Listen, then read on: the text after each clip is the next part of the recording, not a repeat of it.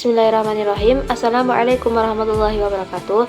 Di sini saya akan sedikit menjelaskan tentang pendidikan pada masa zaman Rasulullah SAW.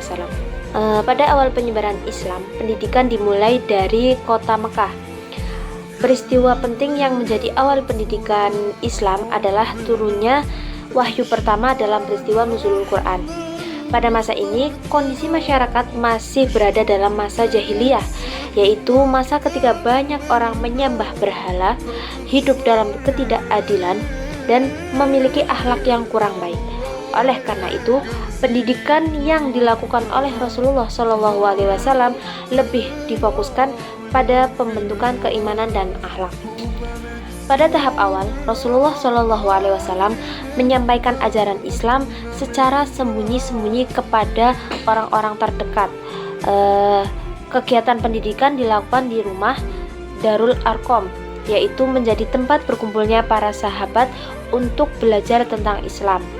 Materi yang diajarkan masih sederhana, yaitu tentang keesaan Allah, tauhid, ayat-ayat Al-Quran, serta membentukkan akhlak seperti kejujuran dan kesabaran.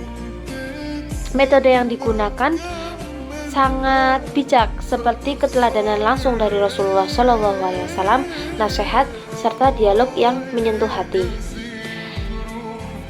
Seiring bertambahnya pengikut Islam, dakwah mulai dilakukan secara terbuka. Namun, tantangan juga semakin besar karena adanya penolakan dalam tekanan dari kaum Quraisy. Meskipun begitu, pendidikan Islam tetap berjalan dengan tujuan utama menanamkan keimanan yang kuat kepada para pengikutnya. Pada fase ini, pendidikan belum banyak membahas aturan-aturan hukum Islam secara rinci, karena fokus utamanya adalah membangun dasar keimanan terlebih dahulu.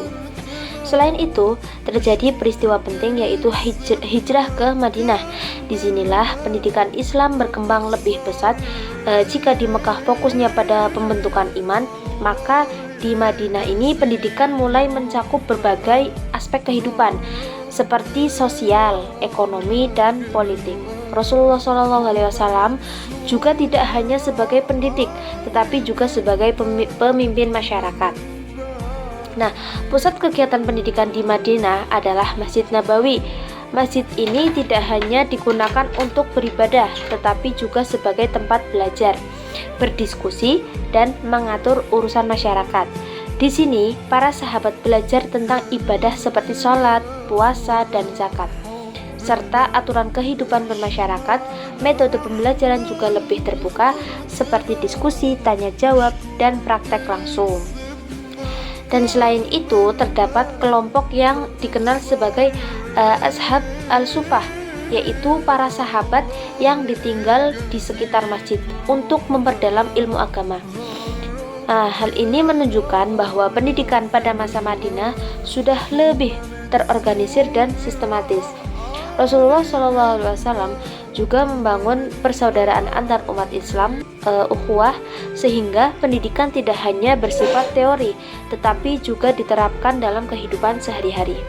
Dengan demikian, dapat dipahami bahwa pendidikan Islam pada masa Rasulullah SAW mengalami dua tahap penting, yaitu di Mekah, pendidikan berfokus pada penanaman akidah dan akhlak sebagai dasar utamanya, sedangkan di Madinah pendidikan berkembang menjadi lebih luas dengan mencakup aturan hidup dan pembentukan masyarakat Islam yang utuh. Kedua tahap ini saling melengkapi dan menjadi dasar bagi perkembangan pendidikan Islam hingga sekarang. Sekian dari saya, mohon maaf apabila banyak kata yang salah dan kurang penyampaian materi ini. Saya akhiri. Wassalamualaikum warahmatullahi wabarakatuh.